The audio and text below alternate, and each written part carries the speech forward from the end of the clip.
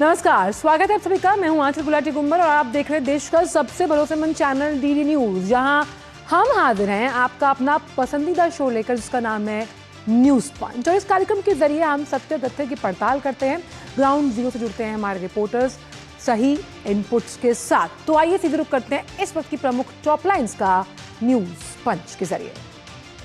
तो बात होगी कि कैसे देशों में भूकंप की वजह से हड़कंप मचा हुआ है, और ये दो देश हैं जब हम बात करते हैं वेनेजुला और जापान की। आखिरकार कैसे जानमाल का नुकसान हुआ है और क्या कदम उठाए जा रहे हैं मिशन मोड में वहां की सरकार द्वारा, जानेंगे आज के न्यूज पंच के जरिए। हम लगातार बात करते हैं गर्मी की, और दिल्ली की गर्मी को सभी जानते हैं, लेकिन यूरोप में इस वक्त की गर्मी जानलेवा साबित हो रही है। आखिर क्यों, और ये ओमेगा की हीट वेव किस तरह से लोगों की जान लेने पर आमादा है, इस पर भी करेंगे विस्तार से बात न्यूज पंच के जरिए। लेकिन आइए सबसे पहले बात करते हैं भूकंप से जुड़ी हुई। तो दो देश यानी कि वेनेजुला और जापान, इमारतें ध्वस्त हुई, गुबार से आसमान भरा हुआ है, और वेनेजुला में एक के बाद एक दो भूकंप हुए, हर तरफ कोहराम। वेनेजुला में कुछ ही मिनटों के अंदर दो बड़े भूकंप आए, जिनकी तीव्रता 7.2 और 7.5 मापी गई है। इन भूकंपों का जो केंद्र है वो वेनेजुला की जो कैरेबियन तटीय इलाका है, उसे मोरोन के आसपास माना गया, और राजधानी काराकास की कई इमारतें भर कर गिर गईं। लोग डर के मारे भाग रहे हैं और सदमे में हैं। तो आखिरकार क्यों इमरजेंसी वहां लगाई गई, और किस लिए जो वहां का एयरपोर्ट है उसे भी अभी बंद कर दिया गया है। आइए जानते हैं कुछ ग्राफिक्स, कुछ तस्वीरों के जरिए कि कैसे भूकंप से कांपता हुआ नजर आ रहा है वेनेजुला। आप इन तस्वीरों में 6 विंडोज की तरफ से देख सकते हैं, जहां भरभरा के इमारतें धराशायी हुई। वहां पर मिशन मोड में इस वक्त रेस्क्यू ऑपरेशन भी जारी है, और तबाही का जो ये मंजर है उसकी चश्मदीद हैं ये तस्वीरें। भारी जान माल का नुकसान हुआ है। 125 साल बाद माना जा रहा है इतनी भीषण तीव्रता वाला भूकंप आया है, और नुकसान के बाद एयरपोर्ट को बंद कर दिया गया। देश में इमरजेंसी को घोषित किया गया, और रेस्क्यू ऑपरेशन अभी जारी है। सबसे बड़ी यहाँ पर जो अपडेट है वो ये है कि आफ्टर शॉक्स का लगातार खतरा है, और उसी खतरे के बाबत लोग घरों से बाहर निकले हुए हैं। हालांकि डिजास्टर मैनेजमेंट की जब बात की जाती है वेनेजुला में, तो उसको लेकर मिशन मोड में काम किया जा रहा है, ताकि ज़्यादा से ज़्यादा जो लोग हैं उन्हें बचाया जा सके। और ख़ास तौर पर आप इन तस्वीरों के माध्यम से देख सकते हैं कि भूकंप की तीव्रता जो है वो कितनी ज़बरदस्त थी, कि जो ऊंची गगनचुंबी इमारतें थीं वो ज़मींदोज़ होती हुई नजर आ रही हैं।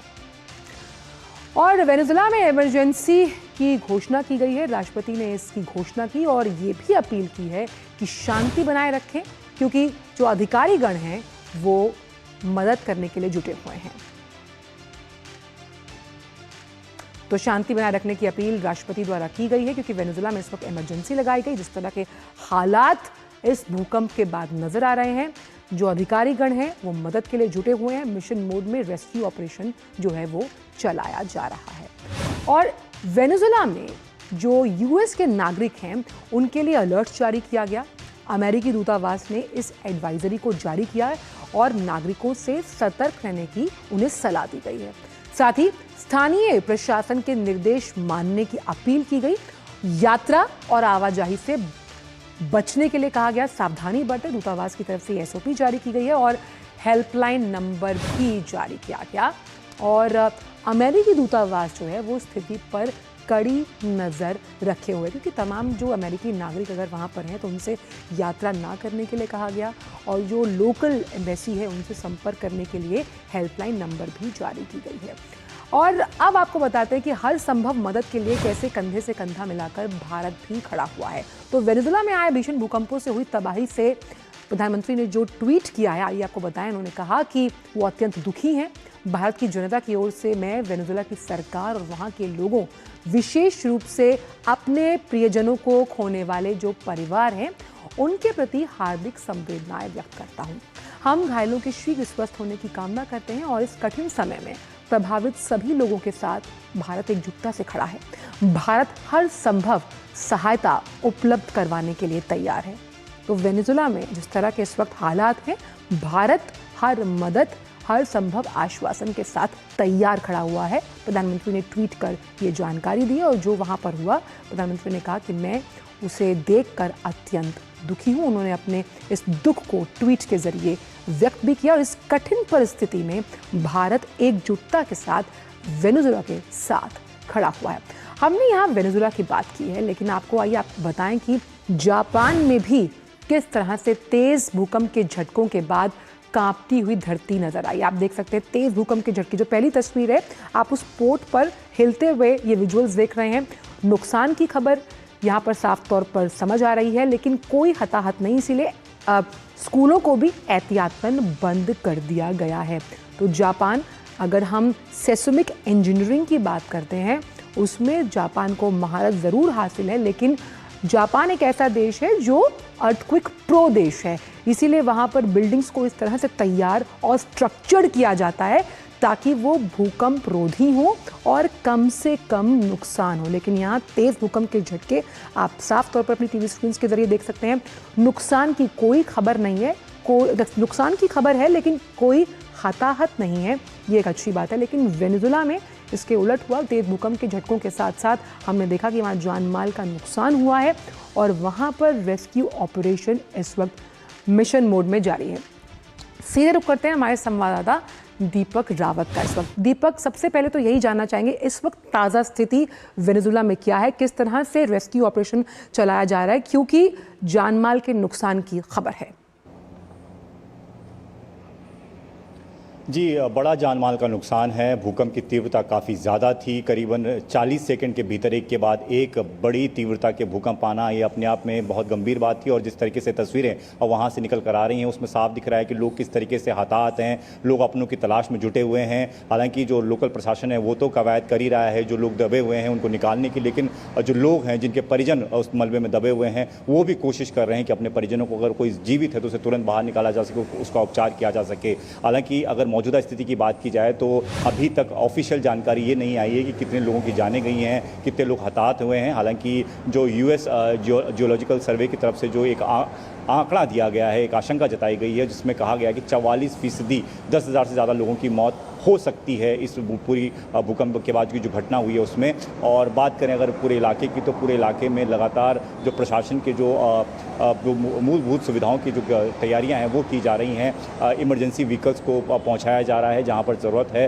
ख़ासतौर पर लोकल एडवाइजरी भी जारी की गई है। कहा यह गया है कि आफ्टर शॉक्स जो लगातार आ रहे हैं, जिस तरीके से आते हैं भूकंप के बाद, वो भी जारी है। 24 से ज़्यादा आफ्टर शॉक से अब तक देखे गए हैं और ऐसे में लोगों को कहा गया है कि वो अभी भी इमारतों के भीतर ना जाएं। खासतौर पर राजधानी काराकास में तो ये साफ तौर पर कह दिया गया है कि कोई भी इमारत या घर के भीतर नहीं जाए। उसको कोई ज़रूरत है तो वो जो वहाँ पर लोकल प्रशासन है वो मदद के लिए उससे संपर्क कर सकता है। सड़कों पर न घूमें ताकि जो इमरजेंसी व्हीकल्स हैं वो अपना मूवमेंट आसानी से कर सकें। और एयरपोर्ट को भी काफ़ी नुकसान हुआ है, वहाँ से कोई उड़ानें फिलहाल नहीं हो पाएंगी, रद्द कर दिया गया है। तो तमाम चीज़ें हैं निकालने की, लोगों की कवायद ज़्यादा है। जो जीवित हैं उनको तुरंत उपचार दिया जा सके, जो घायल हैं उनको मदद पहुंचाई जाए। इन तमाम कोशिशों में वेनेजुएला का जो पूरा प्रशासन है, सरकार है, वो जुटी हुई है। दीपक, क्योंकि वहाँ की जो राष्ट्रपति हैं उन्होंने इमरजेंसी की घोषणा की है, ऐसे में इमरजेंसी की घोषणा क्या इसका अर्थ है, और साथ ही साथ जो मेडिकल सेवाएं हैं, ऐसे में मेडिकल सेवाओं की बहुत अहम भूमिका हो जाती है। मेडिकल स्टाफ किस तरह से अपनी उपलब्धता सुनिश्चित करवा रहा है, क्योंकि जिन लोगों को निकाला जा रहा है उन्हें त्वरित तौर पर मेडिकल इमरजेंसी की ज़रूरत होगी। जी, जो कार्यवाहक राष्ट्रपति है डेल्सी, उनकी तरफ से जब ये कहा गया उनके संबोधन में कि वहाँ पर इमरजेंसी घोषित की गई। इमरजेंसी का मतलब यही होता है कि जब बहुत बड़ी घटना हो गई है उसके बाद सरकार प्रशासन अपने हिसाब से, अपने तरीके से वहाँ पर लोगों को काम कराएगा, लोगों के लिए मदद पहुँचाएगा, तमाम चीज़ें करेगा। और इमरजेंसी में वो तमाम जो उपचार की चीज़ें हों, चाहे लोगों को अस्पताल पहुँचाना हो, लोगों तक खान पीना पहुँचाना हो, तमाम चीज़ें जो पहुँचाना हो उस पर पहले ध्यान दिया जाता है। और उसी कोशिश में वेनेजुएला इस वक्त लगा हुआ है। जहाँ तक बात रही कि इस वक्त स्थिति किस तरीके से लोग वहां पर अपनी मदद कर पा रहे हैं, तो वहां पर अलग अलग जगह पर कैंप्स लगाए जा रहे हैं। लोगों को ये कहा जा रहा है कि वो अगर किसी से बातचीत कर सकते हैं अपने रिश्तेदारों से, तो उनसे तुरंत बात करें। किसी को कोई ज़रूरत है और वहां पर ज़रूरत नहीं पहुंच पा रही है तो वहां पर तुरंत जो सूचना है लोकल प्रशासन को दे ताकि उन तक मदद पहुँचाई जा सके। यानी कि प्रशासन के साथ साथ लोगों को भी ये कहा गया है कि वो कोशिश करें कि अपने आसपास देखें, अगर कोई फंसा हुआ है तो उसकी मदद करें। यानी कि इस वक्त स्थिति बहुत भयानक है पूरे वेनेजुएला में। खासतौर पर जिस तरह में राजधानी की बात कर रहा हूँ वहाँ पर,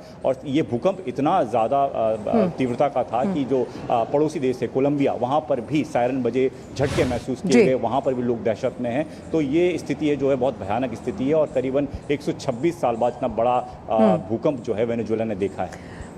दीपक, ऐसा माना जाता है कि वेनेजुएला, क्योंकि जब हम सेस्मिक इंजीनियरिंग की बात करते हैं तो कोवनिन प्रणाली पर वहाँ पर घर बनाए जाते हैं, उन घरों पर नंबर्स होते हैं, और इन सभी बिल्डिंग्स की अगर बात की जाए तो ज़्यादातर इन्हें लो राइज बनाया जाता है। ऐसे में डिज़ास्टर मैनेजमेंट के लिहाज से, चाहे हम जापान की बात करें या वेनेजुएला की बात करें, किस तरह से अगर हम प्रिकॉशनरी मेजर्स की बात करें तो वहाँ की सरकार एहतियात के तौर पर चलती है?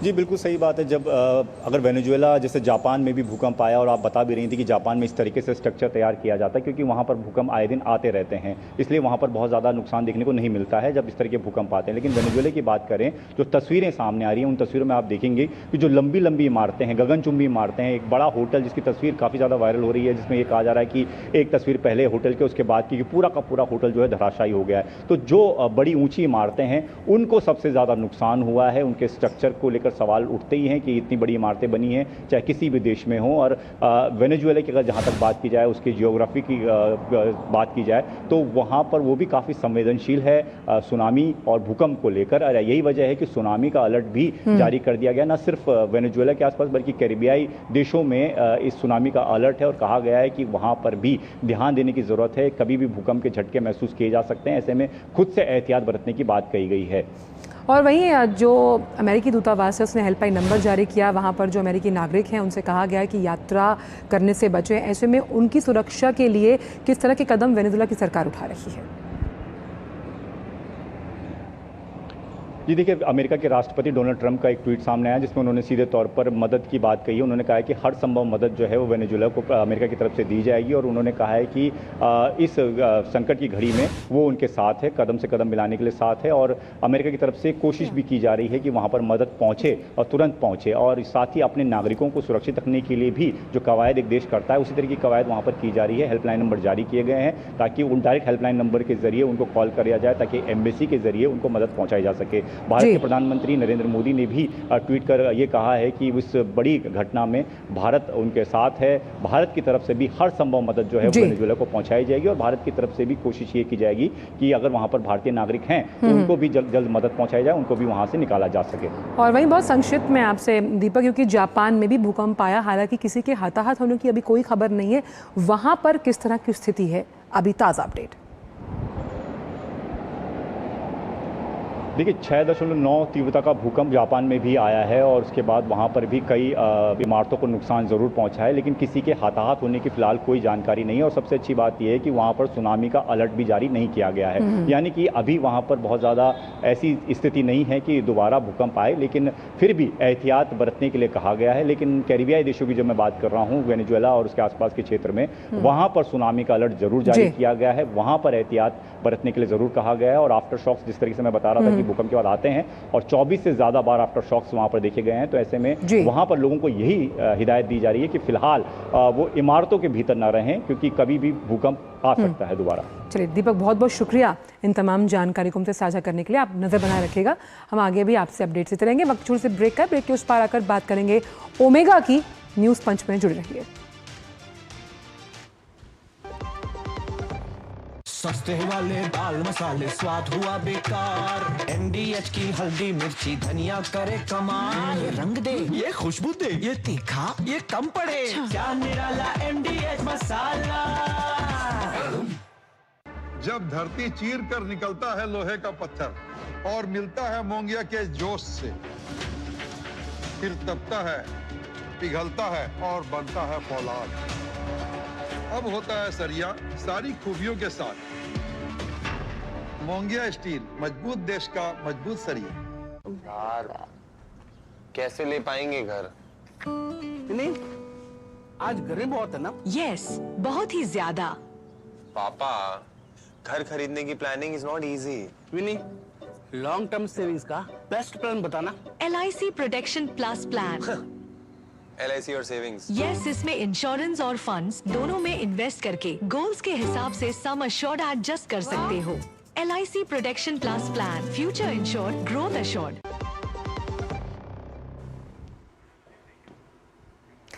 ब्रेक के बाद न्यूज पंच में सभी का स्वागत। और आइए बात करते हैं पश्चिमी यूरोप की, जो इन दिनों भीषण गर्मी की चपेट में है। ओमेगा ब्लॉक नामक दुर्लभ मौसमीय प्रणाली के कारण कई देशों में तापमान रिकॉर्ड स्तर पर पहुंचा। इस भीषण हीट वेव ने जनजीवन को बुरी तरह से प्रभावित किया है और गर्मी से संबंधित घटनाओं में दर्जनों लोगों की मौत हुई है। स्कूल बंद करने पड़े, बिजली आपूर्ति भी प्रभावित हुई है और यहाँ तक कि पोल्ट्री फार्म्स को भी भारी नुकसान झेलना पड़ा। तो आइए अब समझते हैं कुछ ग्राफिक्स के जरिए कि आखिरकार यूरोप पसीना पसीना क्यों हो रहा है। आप देखिए इन तस्वीरों के माध्यम से यूरोप को बहुत ठंडा प्रदेश माना जाता है और ऐसे में गर्मी की वजह से वहाँ पर जो लोग हैं वो छाते और पंखों का सहारा ले रहे हैं।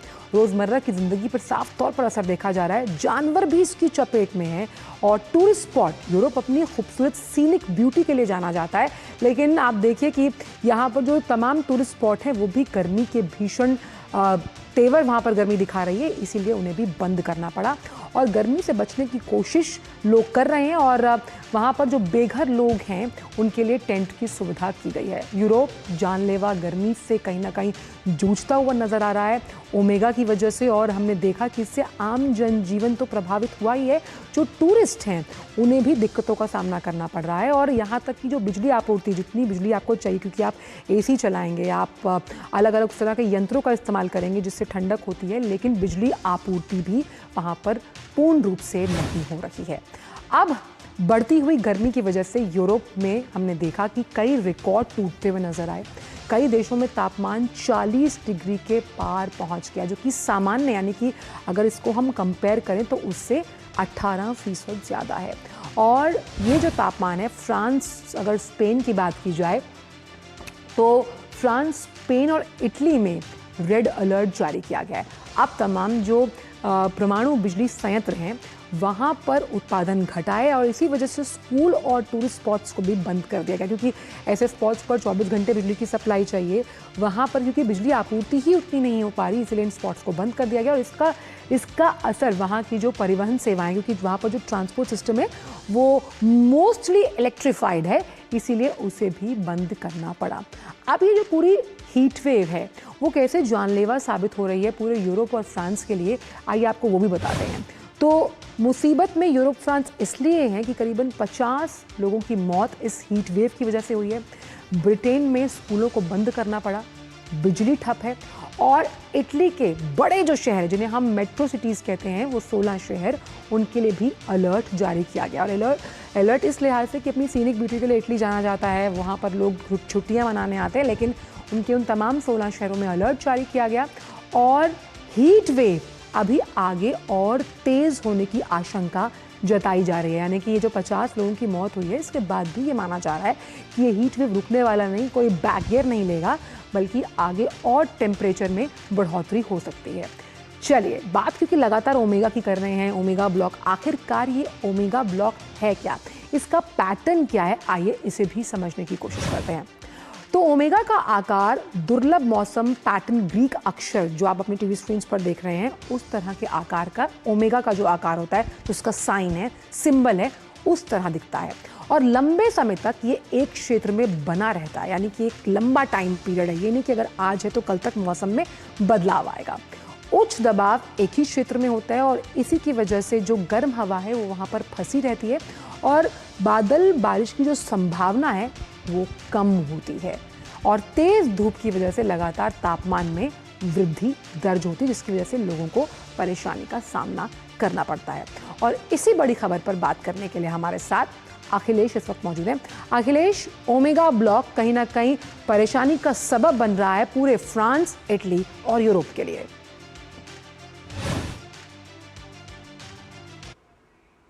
एक प्रकृति का अजीब नियम है कि जब आप सफाई से रहते हैं तब भी प्रकृति आपको परेशान करती है और जब आप सफाई से नहीं रहते तब भी प्रकृति की परेशानी झेलनी पड़ती है। तो एक जो रिसर्चर जो लगातार इस बात का रिसर्च कर रहे हैं कि यूरोप में दरअसल पूरी दुनिया के जितने कॉन्टिनेंट है उसमें सबसे ज़्यादा यूरोप पे सबसे ज़्यादा तेजी से गर्मी बढ़ रही है। डबल जो ग्लोबल ग्रोथ जो टेम्परेचर का है, ग्लोबल ग्रोथ एवरेज जो ग्लोबल ग्रोथ है उसका दुगना हो रहा है। अगर प्री इंडस्ट्रियल टाइम से देखें तो उससे 2.5 सेल्सियस की वृद्धि हो चुकी है यूरोप में। तो यह एक बहुत ही अलार्मिंग सिचुएशन है और इसका वैज्ञानिक कई तरह के कारण बताते हैं, जिसमें एक बड़ा कारण है जिसको कि आपको भी सुनकर अजीब लगेगा। देखिए मैं अभी पटना में खड़ा हूँ, पटना में धूल भी होती है, गर्मी भी है, मैं भी धूप में खड़ा हूँ, झेल सकता हूँ धूप। ये मैं थोड़ी देर से खड़ा था लेकिन यूरोप में इस तरीके से आप नहीं खड़े हो सकते, क्योंकि यूरोप में ये बताया जाता है कि वो जो एरोसोल होता है, जो हवा में जो धूल कण लटके रहते हैं, वो जो धूल कण लटके रहते हैं तो उन्होंने अपनी हवा को पूरी तरह साफ कर दिया और वो जो धूल कण लटके होते हैं उन धूल कणों की वजह से सूरज की जो गर्मी है वो रिफ्लेक्ट करके फिर से स्पेस में, आकाश में चली जाती है। तो इससे जो नीचे लोग हैं, जमीन पे जो लोग हैं, उनको गर्मी थोड़ी सी कम एहसास होती है, सीधे डायरेक्ट सनलाइट में थोड़ा सा व्यवधान होता है। और लेकिन यूरोप ने अपनी हवा को पूरा क्लीन कर दिया, पूरा पोल्यूशन बिल्कुल तकरीबन खत्म हो गया। जो हम देखते होंगे कि यहाँ हमारा दिल्ली में, पटना में किस तरीके से धूलकण मौजूद रहते हैं, जो लेकिन वहाँ नहीं है उस तरीके से। तो इसलिए डायरेक्ट हीट वहाँ ज्यादा बढ़ गई है और इस डायरेक्ट हीट की वजह से भी एक समस्या है। अब देखिए एक प्रकृति का कैसा खेल है कि वहाँ आप लंग अपना बचा रहे हैं, फेफड़े बचा रहे हैं, लेकिन आपको गर्मी मार रही है। तो यह एक द्वंद्व है। दूसरी तरफ एक द्वंद्व है कंजम्पशन पैटर्न का, जिसके कारण ग्रीन हाउस एमिशंस बढ़ते हैं। तो वो कंजम्पशन पैटर्न जो बढ़ते हैं, इसमें जो तेल का, गैस का, ये सब जो फॉसिल जिसको बोलते हैं कि फॉसिल फ्यूल का उपयोग जब ज्यादा होने लगता है तो ग्रीन हाउस गैसों का एमिशन ज्यादा होता है। और ग्रीन हाउस गैस का एमिशन जब ज्यादा होता है तो उसके बाद भी आपको ज्यादा गर्मी झेलनी पड़ती है। और उसके बाद आर्कटिक से जुड़ा हुआ है जो पूरा यूरोप का भविष्य है और यूरोप का वर्तमान है, यूरोप का भूतकाल है। तो आर्कटिक में अगर गर्मी बढ़ेगी तो यूरोप में भी गर्मी बढ़ जाती है। और इस आर्कटिक से चूंकि सारे देश जो है काफी नजदीक से जुड़े हुए हैं और आर्कटिक में ग्लोबल वार्मिंग का असर काफी हो रहा है, वहाँ स्लो मेल्टिंग कम हो रही है और स्नोफॉल कम हो रहा है। तो इसकी वजह से भी यूरोप में गर्मी काफी बढ़ रही है। अभी कुछ दिन पहले मुझे एक जगह मौका मिला था यूरोप में एक जगह जाने का, नॉर्वे में। तो वहां लोगों ने बताया कि हम हर रोज 3 तरह के मौसम को झेलते हैं। कभी बारिश अचानक हो जाती है, अनप्रेडिक्टेबल वेदर, कभी अचानक बहुत तेज धूप हो जाएगी और कभी अचानक बहुत सर्दी हो जाएगी। तो ये अनप्रेडिक्टेबिलिटी जो है वो क्लाइमेट चेंज के लिए बहुत ही खतरनाक, क्योंकि पूरा जो इकोसिस्टम इकोसिस्टम है, आपने बहुत सही कहा, जो फ्लोरा एंड फौना है, यानी कि जो पूरा इकोसिस्टम है वो कहीं ना कहीं डिसबैलेंस्ड है। लेकिन ये भी खबर सामने है, लोग गर्मी से बचने के लिए अलग अलग तरीके अपनाते हैं, लेकिन बहुत से लोगों की मौत डूबने की वजह से भी हुई है। ये एक अलग ही आंकड़ा पेश करता है जो कि इस हीट वेव का उल्टा असर है। बिल्कुल, देखिए होता क्या है कि जब आप गर्मी झेलने के उस तरीके से आदी नहीं है, आमतौर पे आपका मौसम, खास करके यूरोप का मौसम काफी ठंडा रहता है और ठंडे के दिनों में वहाँ ओवर कोट और टोपी सब सारी चीजें लोग पहनते हैं, ओवर क्लोथिंग भी होती है कई बार। और अब उसके बाद जब अचानक गर्मी आती है तो उसको झेलना, शरीर की जो रेजिस्टेंस कैपेसिटी है उनके लिए मुश्किल हो जाता है। और उसके बाद लोग नदियों में कूद पड़ते हैं और नदियों में कूद पड़ते हैं तो उन्हें इस बात का ज्ञान नहीं रहता कि वो कितना कूदे हैं, कितना आगे हैं। तो यह जो एक सेंसिटिविटी और ये जो कॉमन सेंस डेवलप नहीं हुआ, क्योंकि अचानक ये जो गर्मी पड़ती है तो उसके बाद लोग नहीं झेल पाते और इसकी वजह से भी डूबने की घटनाएं जो हम लोग सुन रहे हैं कि वहां बढ़ रही है। तो ये जो है कि क्लाइमेटिक कंडीशंस में जो अचानक ये शिफ्ट होता है, जैसे हमारे यहाँ क्लाइमेटिक कंडीशंस बहुत प्रेडिक्टेबल है कि गर्मी के दिनों में गर्मी रहेगी, जाड़ा के दिनों में जाड़ा रहेगा, बरसात के दिनों में बारिश होगी, उसमें कमी ज्यादा होती है। लेकिन यूरोप में ये जो प्रेडिक्टेबिलिटी है वो खत्म हो गई है और यूरोप में एसी रखने का रिवाज उस तरीके से नहीं बना है। तो अखिलेश, ऐसे में क्योंकि अनप्रेडिक्टेबल मौसम है, अगर हम पूरे पश्चिमी यूरोप की बात करें तो इसे जो वहाँ के रहने वाले लोग हैं उनके लिए रिजिलियंट बनाने के लिए, क्योंकि आपकी बॉडीज अगर उसकी तरह से एकोमोडेटिव या अडेप्टिव नहीं भी हैं तो कैसे उस सिस्टम को रिजिलियंट बनाया जा सकता है लोगों के लिए, क्योंकि वहाँ पर खबरें आ रही हैं कि बिजली आपूर्ति पूरी नहीं हो रही, पोल्ट्री फार्म्स को नुकसान हो रहा है। ऐसे में सरकार क्या कदम उठा रही है? देखिए, बिजली आपूर्ति के नहीं होने का तो कई कारण है, जिसमें कि एक बड़ा कारण है कि अचानक जब गर्मी बढ़ेगी तो एसी का उपयोग ज़्यादा हो जाएगा। एसी का उपयोग अगर ज़्यादा होगा तो वो भी फिर एक हीटिंग क्रिएट करता है, तो वो भी वहाँ अगर वार्मिंग और ज़्यादा है तो और भी ज़्यादा वार्मिंग होगी। लेकिन निश्चित तौर पे एक जो कंपोजिट एक लाइफस्टाइल वहाँ बनाने की ज़रूरत होगी, जिसमें कि एक वो ये मान के चलते हैं कि गर्मी में गर्मी नहीं पड़ेगी, जबकि ये मान के चलना पड़ेगा उनको भी कि गर्मी में गर्मी पड़ेगी, और गर्मी में गर्मी पड़ेगी तो उसके हिसाब से अपने घरों को भी बनाना होगा। जैसे यूरोप में आप जानते हैं कि ज्यादातर घरों में कह सकते हैं कि 99% से ज्यादा घरों में सेंट्रल हीटिंग की व्यवस्था है, क्योंकि जाड़े में बहुत ज्यादा ठंड होती है, तो इसलिए वो सेंट्रल हीटिंग करते हैं। लेकिन एसी की वहां व्यवस्था नहीं है उस तरीके से। जैसे हमारे यहाँ भारत में लोगों ने एसी को एडॉप्ट कर लिया और एसी अब घरों में मिलते हैं। अधिकांश जो मिडिल क्लास के घर हैं उसमें एसी रहते हैं, जो लोअर मिडिल क्लास है उसके घर में कूलर होता है, पंखे होते हैं। जो वहां यूरोप में आपको आश्चर्य होगा कि इस तरह की सारी व्यवस्थाएं नहीं है। वो एक तरीके से घर की सफाई पर ज्यादा जरूरत से ज्यादा ध्यान देना, उसके बाद क्लमजी घर को नहीं बनाना, अनावश्यक तरीके से कूलर का पंखे का उपयोग नहीं करना। तो ये सारी चीजें हैं जो उनको अभी तक रेजिस्ट करता है, उनका मन जो है और उनका समाज। कहीं ना कहीं उनको इस पैराडाइम शिफ्ट को अपनाना होगा, और जो सरकार इस तरह से कदम अगर उठाती है इसे और रिजिलियंट बनाने के लिए, ताकि लोग इसमें अपने आप को कहीं ना कहीं एडजस्ट कर पाएं। बहुत बहुत शुक्रिया आपका अखिलेश, इन तमाम जानकारी को हमसे साझा करने के लिए। और फिलहाल न्यूज़ पंच में इतना ही। आपसे मुलाकात होगी 2 बजे कुछ अन्य मुद्दों के साथ। हमारी पूरी टीम को तब तक ले दीजिए अनुमति। नमस्कार।